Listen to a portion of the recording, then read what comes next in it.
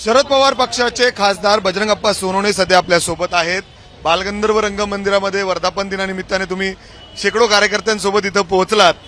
एक वेगळेपण आहे, पुण्यात 2 वर्धापन दिन साजरा होत आहेत, बालगंधर्व आणि बालेवाडी। तुम्हाला माहिती आहे हे बघा, आदरणीय साहेबांनी 26 वर्षापूर्वी या पक्षाची स्थापना केली, तेव्हापासून आम्ही सर्वजण मिळून राष्ट्रवादी काँग्रेसचा वर्धापन दिन साजरा करतो।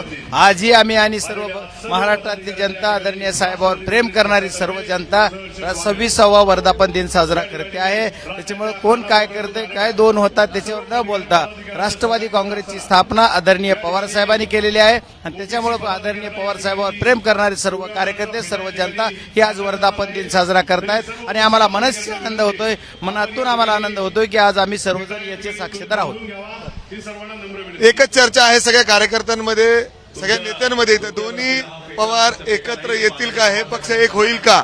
हे बघा, पवार एकत्र झाले तर आम्हाला आनंदच होईल, पण ते एकत्र होणार नाही होणार या चर्चेवर आम्ही काही बोलणं किंवा कुणी कार्यकर्त्याने बोलणं हा आम्हाला वाटतं की आम्ही संयुक्त नाहीये। आदरणीय साहेब आणि ताई जो काही निर्णय देतील तो आम्हाला शिरसावंत असेल, आम्हाला त्याच्याशिवाय दुसरं काही नाही। आम्हाला साहेब आणि ताई जे सांगतील ते आम्हाला मान्य आहे। दोन्ही पक्ष एकत्र झाले, दोन्ही पवार एकत्र झाले, याचा आनंद नक्की असेल, पण आमची भावना काय असेल तर साहेबांचा आणि ताईंचा आदेश मान्य।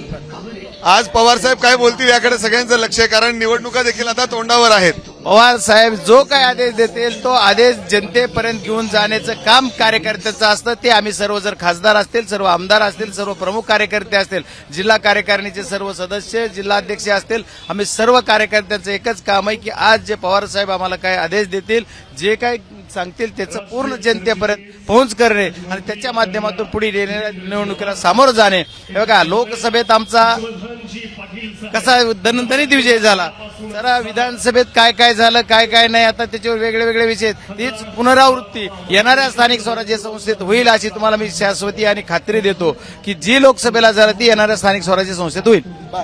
जर आपण बघितलं तर अशा पद्धतीने विश्वास या ठिकाणी दर्शवत आहेत। पुन्हा एकदा ज्या पद्धतीने लोकसभेला दणदणीत विजय झाला तसाच विजय या स्थानिक स्वराज्य निवडणुकांमध्ये होईल असा विश्वास या ठिकाणी बजरंगप्पा सोनवणे व्यक्त करतायत आणि त्याचबरोबर शरद पवार जे आदेश देतील त्याचं प्रत्येक कार्यकर्ता, पदाधिकारी पालन करेल असे देखील ते या ठिकाणी ग्वाही देत आहेत। कॅमेरामॅन राजेश बिडकर सह मी मिकी गई, एबीपी माझा, पुणे। एबीपी माझा, उघडा डोळे बघा नीट।